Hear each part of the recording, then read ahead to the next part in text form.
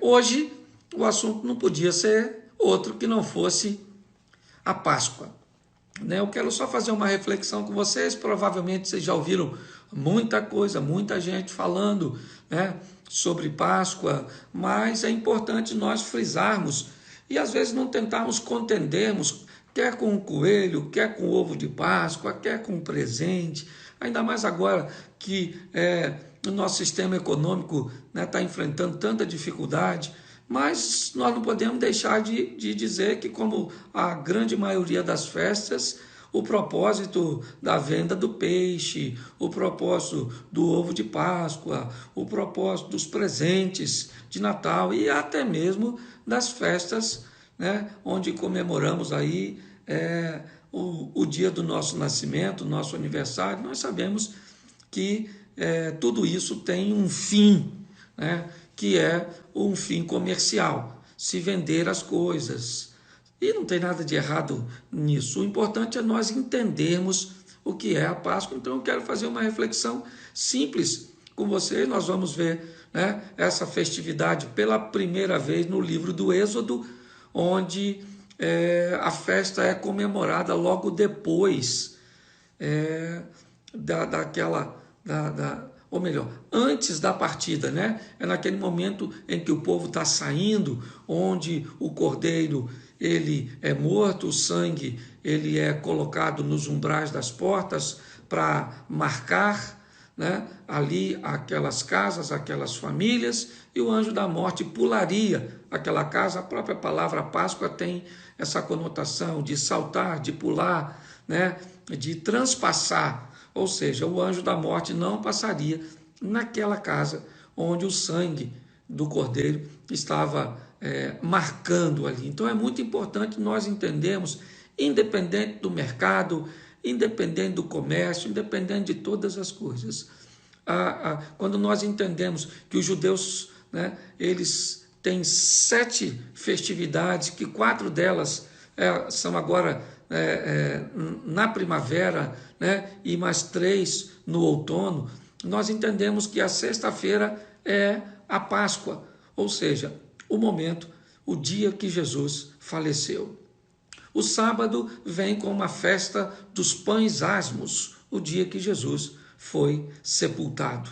O domingo vem como a festa das primícias, ok? E 50 dias então depois da morte, no 50º dia, o Pentecostes, o povo é batizado, e tudo isso desde lá do Êxodo, apontando para uma única pessoa, o Cristo. Para nós, os cristãos, essa questão da Páscoa acaba sendo substituída, vamos dizer assim, pela Santa Ceia, certo? A própria mensagem diz que todas as vezes que nós comemos aquele pão, nós estamos fazendo memória do que Jesus fez, em memória. Então, a grosso modo, de uma forma bem simples, explicando para você, é importante entendermos que o centro da Páscoa é Jesus Cristo, o preço que ele pagou para colocar o meu nome no livro da vida, para pagar uma dívida que eu não tinha como pagar. Então eu acho que no mínimo hoje o que nós podemos fazer é uma oração de agradecimento a ele. Não foi uma fatalidade. Pôncio Pilatos tenta defendê-lo dizendo, você fala comigo alguma coisa que eu posso livrar você. E de Jesus disse, você não teria poder nenhum se meu Pai que está no céu não tivesse concedido. Isso aqui não é uma fatalidade, isso aqui é uma opção. Eu optei vir aqui e dar a minha vida em resgate do mundo. Ele é o Cordeiro cujo sangue foi derramado, não para colocar na porta da casa dos judeus em Gósen, lá no Egito, mas para marcar todas as casas, e todos aqueles que receberem Jesus, eles recebem com ele o direito de serem chamados filhos de Deus. Então eu acho que todos os dias, mas hoje merece sim aquela oração de gratidão. Muito obrigado por tudo aquilo que o Senhor fez. Eu entendo o valor da graça, eu não merecia, certo? Mas o Senhor morreu por mim, pagando uma dívida impagável. Então, para me fechar aqui, esse momento, até porque já foi 15 minutos, aí já é só uma reflexão, né? Eu já estou 5 minutos só falando disso, mas é importante você entender, ok? Não criminalize, discrimine quem vai comprar o chocolate, o ovo, não faça nada disso, ok? Eu acho que você pode, junto com isso, de repente até com um presentinho, um chocolate ou um ovo, perguntar à pessoa se ela sabe o significado verdadeiro e mostrar para ela que apesar do chocolate e do ovo não ter nada a ver com a Páscoa em si, você lembrou dela, e lembrou dela não apenas para dar um chocolate, mas para dar uma informação preciosa de que o Salvador está pronto para entrar em sua vida, livrá-la da morte e dar a ela o direito à vida eterna. Ok? Eu acho que isso aí vale bastante. Vamos lá. As nossas próximas lives, né? Amanhã eu vou estar fazendo novamente, sozinho. No domingo também, certo?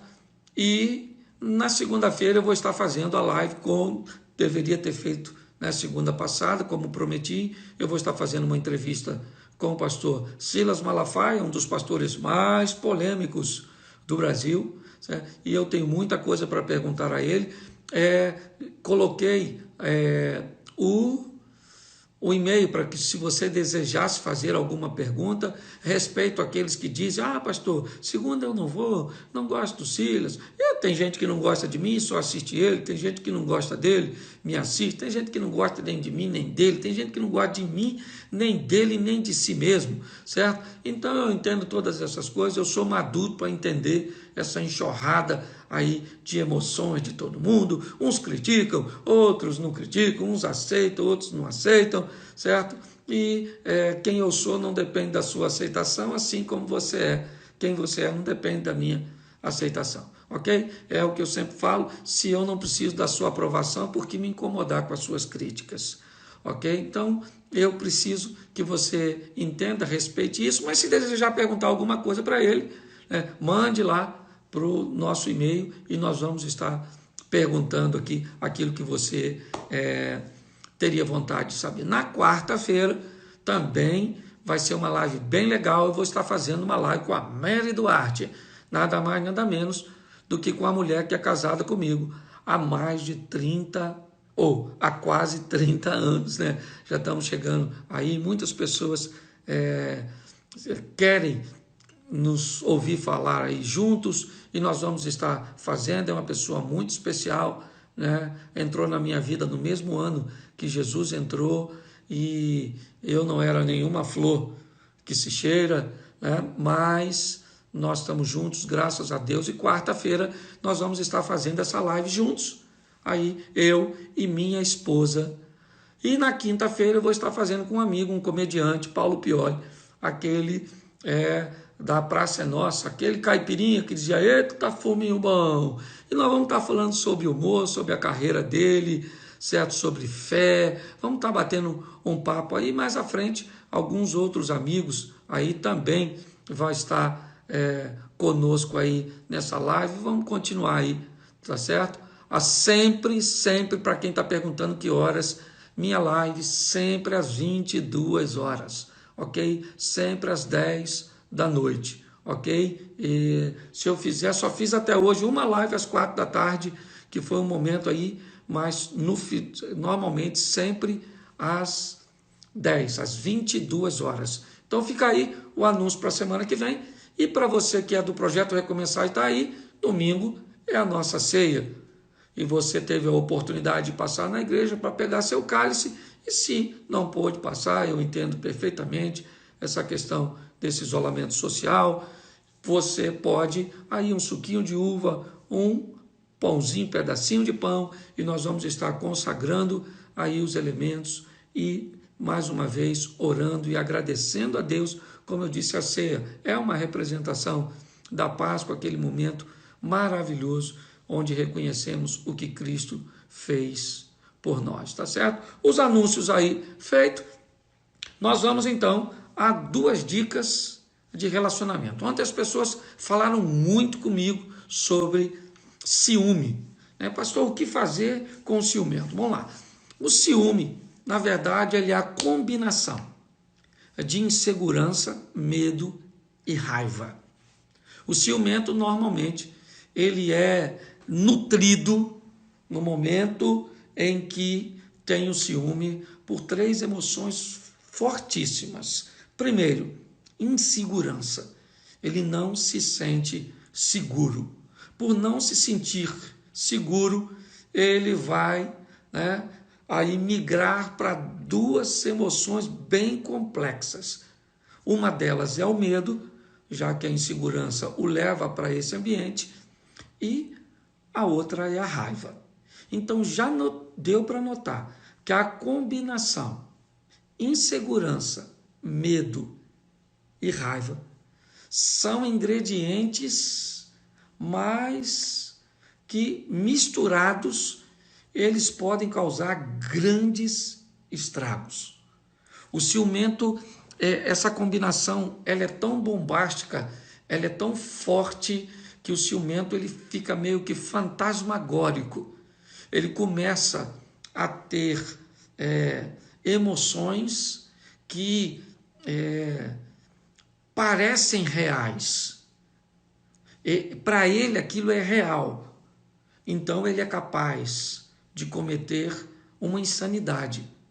Ele é capaz de matar. Ele é capaz de agredir. Ele é capaz de fazer um escândalo, de humilhar. Por quê? Porque ele está debaixo de 3 combinações, de 3 ingredientes, mas muito perigosos. Insegurança, medo e raiva. Ele não sabe se tem raiva da pessoa, cuja qual ele está sendo ciúme, se ele tem raiva do terceiro, que acabou para ele sendo uma grande ameaça, ou se ele tem raiva dele mesmo. Ele não consegue entender esse ambiente, é muito confuso isso na cabeça do ciumento. Ou seja, ele não consegue mais discernir razão de emoção. E como isso fica, ele não consegue mais discernir isso, a emoção pode atacá-lo e tomá-lo de uma tal forma que ele pode fazer uma besteira e faz. É o que nós chamamos aí do passional, ou os crimes que têm, infelizmente, destruído muitas famílias. O ciúme pode causar danos irreversíveis. A grande verdade é essa: causar trauma no cônjuge, trauma nos filhos. Tem gente que é tão ciumento que tem ciúme da pessoa com seus familiares, com seus amigos, com sua rede social, enxerga tudo, vasculha tudo, observa tudo, porque tudo é movido por um ambiente de insegurança. E se ele disser para ele mesmo que ele é inseguro, isso vai ferir mais ele ainda. Então, um conselho que eu dou para o ciumento: busque utilizar um pouco mais a razão. Está desconfiado de alguma coisa? Está incomodado com alguma coisa? Deixa a emoção um pouco de lado e use um pouco a razão. E se você identificar, porque tem graus de ciúmes, se você identificar um ciumento num grau muito elevado, se ele tem ciúme exagerado enquanto te namora e está noivo, a tendência é isso se potencializar. E tem pessoas que depois que se casa, o cônjuge quer pegar ele e remover ele do mundo. Não visita mais parente, não pode ter mais amigo, não pode trabalhar fora, não pode estudar. É um negócio muito problemático. Então eu aconselho também procurar um profissional da área, o que é muito difícil. Eu já falei num dos meus conselhos, lidando com a miopia, fazer com que a pessoa consiga enxergar o seu próprio defeito. Eu sou ciumento? Sim. Qual é o meu grau? É elevado demais? Então eu preciso buscar, eu preciso pedir ajuda. E o segundo conselho que eu quero te dar é o que diz respeito à família do cônjuge. Nós temos muitos problemas com pessoas que não se dá bem com sogra, com cunhado, com sobrinho, essas pessoas que têm problemas com o familiar do cônjuge. Primeira coisa que eu quero dar é uma dica para solteiro. Você que é solteiro, aprenda uma coisa. Você precisa ficar atento. Se você está se relacionando com uma pessoa que só gosta dela, mas não gosta dos parentes dela, essa é uma boa dica de que provavelmente essa pessoa não é para você. Porque os parentes dela, como é que vai fazer? O outro vai ter que abandonar a mãe, o pai, abandonar todo mundo? Pare e pense um pouco nisso. Então, deixa eu te dar uma dica, pode parecer grosseiro, né? Mas eu preciso te dar essa informação. A família do cônjuge, ela não precisa ser amada. Não, ela não precisa, né? Ela pode até não ser amada, até porque você vai encontrar do outro lado lá muita gente que não vai ter afinidade com você. Isso é verdadeiro. Mas eu queria que você entendesse. É imprescindível, mas imprescindível, que essa pessoa seja respeitada. Você não precisa amar, mas respeitar é obrigatório. E o respeito faz com que você mantenha uma distância segura, mas não estabeleça um isolamento. Isso é coisa de maturidade. Bom, eu não me dou bem com um cunhado, tá joia? Então o que eu faço com esse cunhado? Eu mantenho ele a uma distância segura. Outra coisa, entenda que a família é sua. Isso é muito importante. Vamos supor, eu pego meu filho e vou levar para fazer uma visita à casa do meu sogro. E eu chego lá com minha esposa na casa do meu sogro e o meu filho começa a mexer nas coisas. Quem é que resolve essa situação? Se a visita é na casa do meu sogro, quem resolve é minha esposa. É ela que vai estabelecer o limite. É ela que vai corrigir, porque está na casa dos pais dela. Se os pais dela quiserem exercer uma autoridade sobre o meu filho, né, que não é a dinâmica que nós colocamos na nossa casa, minha esposa tem que intervir. Eu não posso brigar na casa do meu sogro, com meu sogro e com minha sogra, nem com os meus cunhados, não. Essa é uma missão da minha esposa. Se está na casa dos parentes dela, ela que tome a frente e que resolva. Porque se ela não botar o limite, quando nós voltar, não precisa brigar lá. Quando você voltar para casa, você avisa ela. Eu não vou deixar mais o nosso filho ir lá. Porque lá quem estabelece o limite é você. Por quê? Porque é muito mais fácil ele fazer as pazes com a filha dele do que fazer as pazes com o genro. Agora, se é na casa dos meus pais, ela não precisa se meter. Isso tem que ser aquele acordo de cavalheiro. Ok? Tem que ser aquele acordo onde você estabelece. Na casa da minha família, deixa que eu resolvo. Na casa da sua família, você resolve. Se você não tem disposição para resolver na casa da sua família, então eu não tenho condições de ir mais lá. Agora, eu não posso virar um vilão lá, porque senão eu viro um monstro. Você tem que fazer isso.